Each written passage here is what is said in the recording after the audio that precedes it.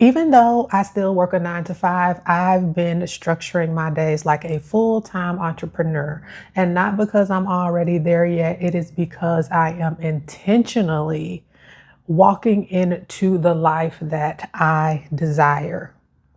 And one of the things that I have come to realize and have been talking about over this 100-day journey that I am on is how you must start to live the life that you desire. You must start to embody that woman before you get there. And that's exactly what I'm doing in structuring my time like a full-time entrepreneur, because what I have found is one of the most important ways that you can build the life you want, become the woman you want, is how you structure and design your time.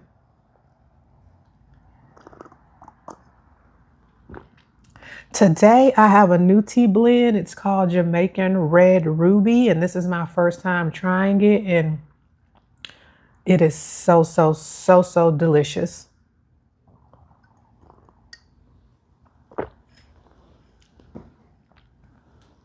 So I want to talk to you about how I'm structuring my time as a entrepreneur and how I am using my PTO to do so. So I've been doing this for the last, I would say intentionally, 2 years, just because I'm in a season of where I'm building something for myself. So I'm not financially in a place where I can travel the way that I like to travel, but I am still using my PTO.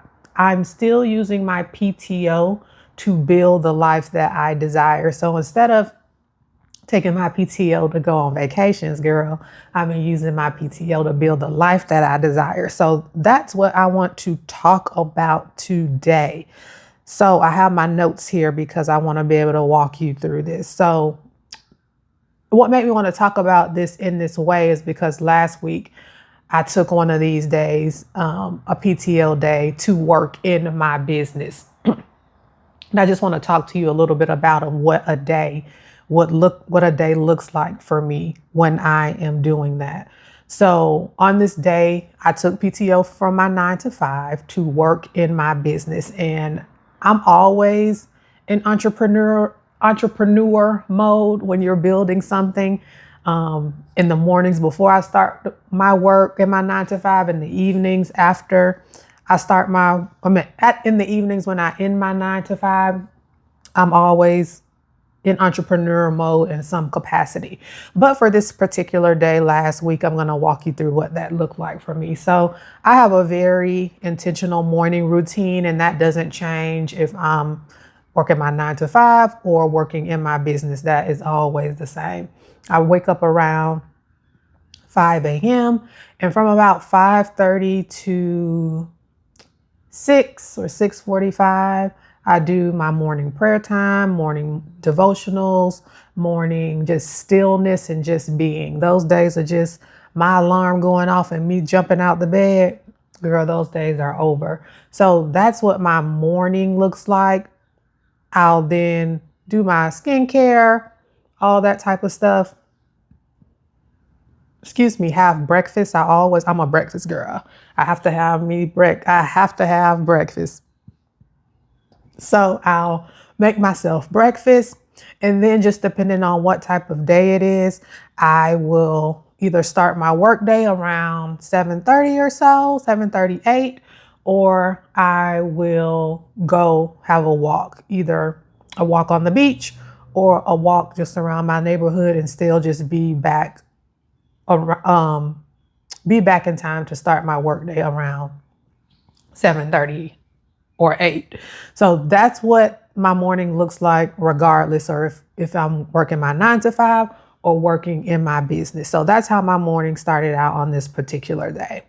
Then what I did was I went to the beach on this particular day and came back home. So I started working in my business around 8:30. Sorry, my camera cut off. So I was just sitting up here talking and the camera was off.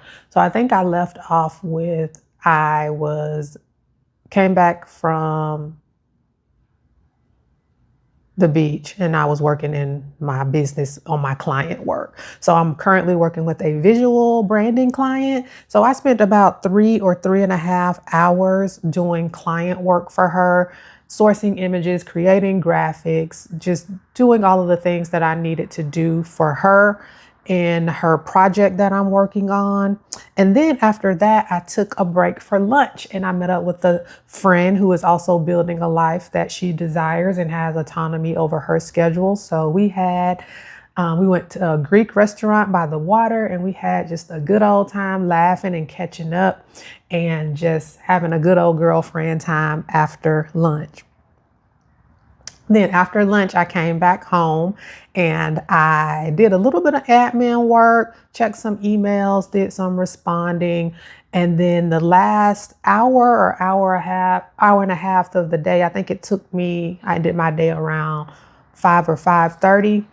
I did some brainstorming just around some ideas that I've been having around bringing some additional revenue into my business. So that's how I ended the day, just brainstorming revenue generating ideas. And although I'm not a full-time entrepreneur yet, what this day showed me and what these days continue to show me is that I can make space for thinking, creativity, relationships, and having the focus, because what I'm doing is I'm using my corporate benefit, this PTO, to build a life that I desire, where some people, as we're conditioned to believe, the PTO, we use it for vacation, but I'm in a season of where I can't afford to vacation the way that I like. So I'm using that PTO to build the business and the life that I desire and being able to use that benefit in that way. And I'm not even sure what made me start doing that. Again, I've been doing this consistently for probably the past 2 years, but I just started doing it. It's like, okay, I can't travel the way that I want, but I'm still going to use my PTO and build this life that I personally desire, build a business that can ultimately bring me the freedom that I desire. So I also want to think about this. I also want to share with you how I apply this inside my 9 to 5. So in my schedule, I do have some level of autonomy over my 9 to 5 schedule. And girl, those days of having back to back to back to back meetings, like those days are over. And I don't even know if I've ever really had days like that, even when I was in healthcare leadership, because to me, it honestly makes no sense. Like, how can you have a day of back-to-back meetings and get any work done unless the meetings are like working sessions? And I understand like you might have a day like that or maybe 2, but that's pushing it. But if you have 5 days of back-to-back meetings, like when are you getting any work done? It's just, I've never understood that. But I still, in my schedule, I block time for focus time in my schedule, just time for me to brainstorm, think things through, develop different strategies for my work. Because again, like, you need that space to think and to work through things and to brainstorm. Every single waking moment of your day isn't about productivity and execution. Like, there has to be thinking and strategizing and deep thought that goes into your work. So that's how I structure my schedule, even inside of my 9 to 5. And I'll also even put in some 15-minute cushion spaces, like maybe after a meeting, where I can, to like step away from my desk, go for a quick walk, just whatever I need to do to decompress after a meeting. So I do want to share some practical ways that you might start to be able to do this, even if you don't desire to be an entrepreneur, but just how you can get more intentional about your schedule. And especially if you're in a season of wanting to step into a new version of yourself or really design a life that you desire, because I feel like many of us get into the season where we feel like we're waiting for things to change. and not knowing that you are the person that has to make that change. So things won't change until you start changing it. So the first thing I want to share is create white space in your calendar. So instead of, like I was saying before, having back-to-back meetings, schedule, even if it's 10 or 15-minute blocks in your schedule after those meetings, just to give yourself time to reset, to think, to get up away from your desk, to go for a walk, whatever, prepare for the next meeting, just whatever you need to do to give yourself some time. Because when you start setting up your schedule in this way, it starts making space for how you move throughout your entire day, and then your week, then your month, then your year, and so on and so forth. And even if you don't have full autonomy over your schedule and you're finding that you're having back-to-back meetings or just have no time to think or brainstorm or prepare, that might be something that you should speak to your leader about. Okay, number 2, schedule time for your future self. Again, this is where you start making the change instead of waiting for things to change.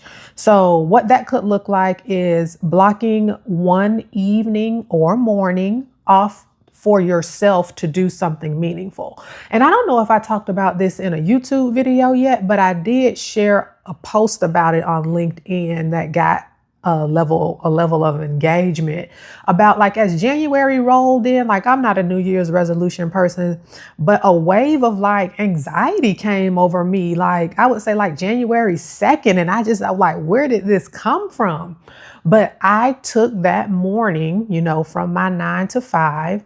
I didn't have any meetings or anything scheduled. So I used that as focus time for me.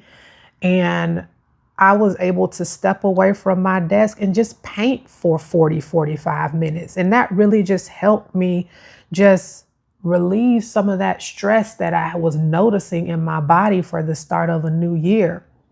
So again, that was a personal example, but scheduling time for your future self can look like blocking out one evening for something meaningful, using your PTO in a way like I did, or scheduling an hour for creative thinking, brainstorming, those type of things in your 9 to 5, because building in these little small pockets of time not only help your well-being, but it just builds overall momentum for the life that you desire.